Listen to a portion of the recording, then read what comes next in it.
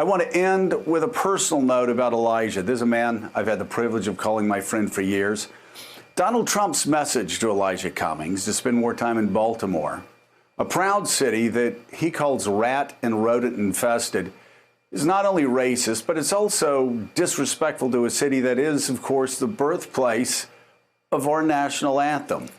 Of course, that's a national anthem that our bigoted president also is now using as a wedge issue to denigrate black athletes and to further divide America.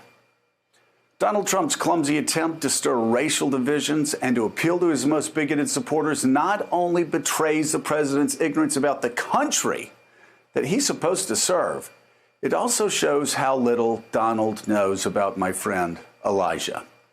Donald,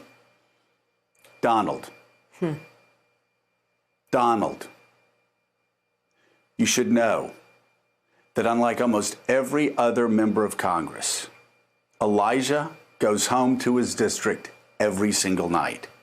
He lives with the community that he serves. He's there for the good and he's there for the bad. And there's more good than you would ever care to learn or know about. Things like empowering minority-owned businesses, working with faith-based leaders, inner-city educators, and helping seniors in need. We've seen it and heard about it firsthand. But Elijah Cummings has also been there through the bad times, and he's been braver than you, Donald, braver than most. Like in May of 2008, when Cummings pulled up to a gas station where a botched robbery had just left a man repeatedly stabbed as he was taking his pregnant wife to the hospital to give birth. Instead of fleeing danger, Congressman Cummings got down and aided that victim in the last minutes of his life. Elijah said he held the man's head in his arms, and he tried to keep him from sitting up to stop the bleeding. As the man was struggling to check on his wife and making sure his unborn son was okay, Cummings later said, "It was a struggle for life so intense that I felt my own breath taken away." Elijah Cummings prayed over the man until the ambulances arrived and remembered how the man, who did not speak English well, squeezed his hands when he recognized the word Jesus. That story gives us just a glimpse of this man, Elijah Cummings, and who he is. He has personally felt the impact of gun violence, not only in his city, but also in his family, when he lost his nephew to a random shooting while away at college in 2011. But that tragedy, like other tragedies, only served to strengthen this great man's resolve. And when Baltimore erupted in violence over the killing of Freddie Gray in the back of a police van, it was Elijah Cummings who took to the streets with a bullhorn, standing strong and standing right beside his constituents. Because Elijah Cummings doesn't run away from service. He runs toward it. He provides Americans a profile in courage in a time when that political trait is so sorely lacking in Washington, D.C. Donald, Elijah Cummings has served honorably in a city racked by pain and violence long before he received his first vote, as I said before. But unlike the pampered son of privilege, whose rich father bought him a diagnosis of bone spurs so he could play golf and play football and chase women, while other young men of his age went to Vietnam, Elijah Cummings chose to serve through challenging times when you were running away, like you did from the draft board. But for Elijah, that would have been easier. But he wouldn't do it. And if you want to know what Elijah Cummings does for his district, he comforts people who are frightened of you. They say I'm scared. And I've never, in my total of 37 years in public service, ever heard a constituent say that they were scared of their leader. So you know what else Elijah does? What Elijah Cummings does for his city? He makes it a fairer place, at risk to his own physical safety. Here's what he said a week ago when asked about your racist taunts against other racial minorities in Congress. when I hear those things, it takes me back, like I said, and I can still remember bleeding from my forehead when people were throwing bottles, and these were adults throwing bottles and saying, "Go home," and it just, I can't. And again, the president has to set the tone. He needs to be a role model. But it's impossible to even ask Donald Trump to be a role model at this point. Maybe we should ask Republicans, but they're silent. They're carrying Trump's banner. How about Mick Mulvaney, who served with Cummings on the Oversight Committee for years? I was in Congress for 6 years.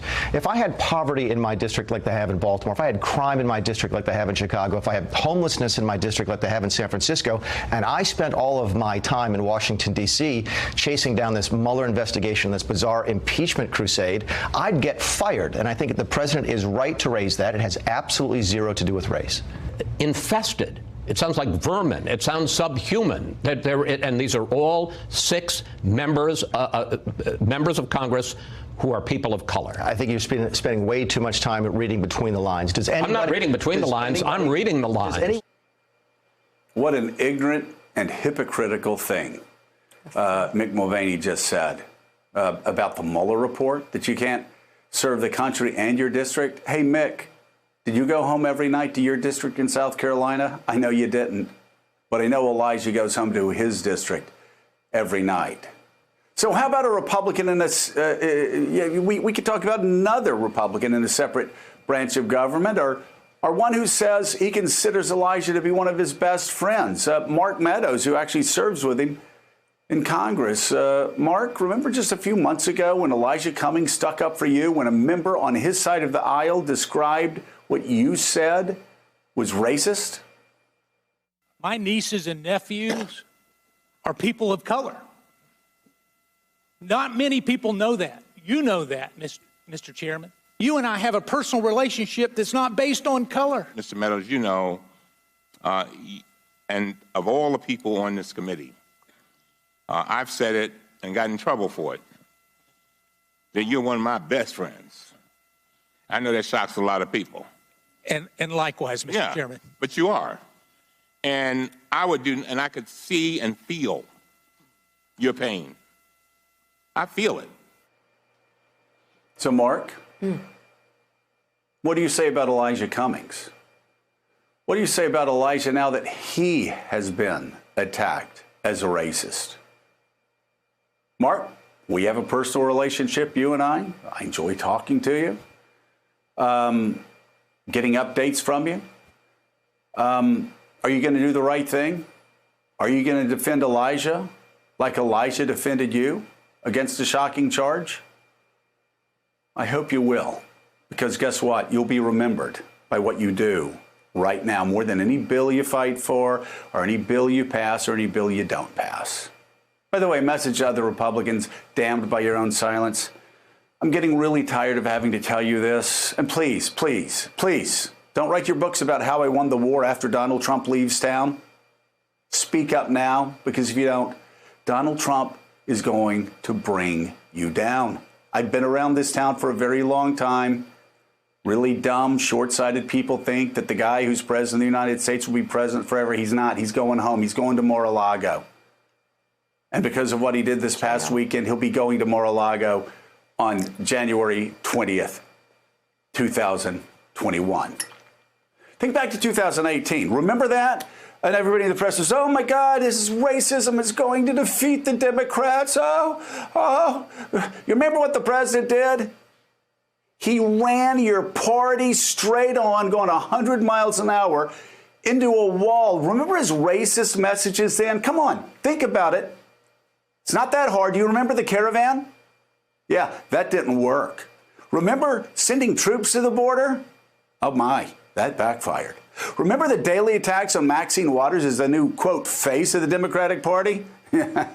Suburban voters didn't like that.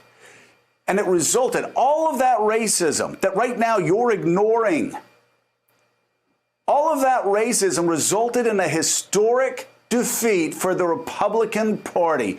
They lost by a larger vote margin. I'm sorry, you lost by a larger vote margin than any party in the history of our constitutional republic.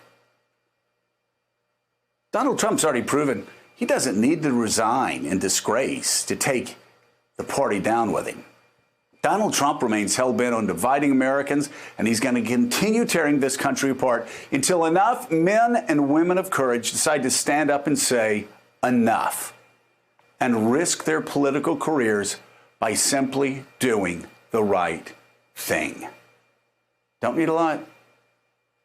Just 2 or 3 or 4 Republicans in the Senate calling out racism. That's enough. Elijah Cummings has that courage. Donald Trump doesn't. Whose side are you on? We'll be right back. Thanks for checking out MSNBC on YouTube, and make sure you subscribe to stay up to date on the day's biggest stories. And you can click on any of the videos around us to watch more from Morning Joe and MSNBC. Thanks so much for watching.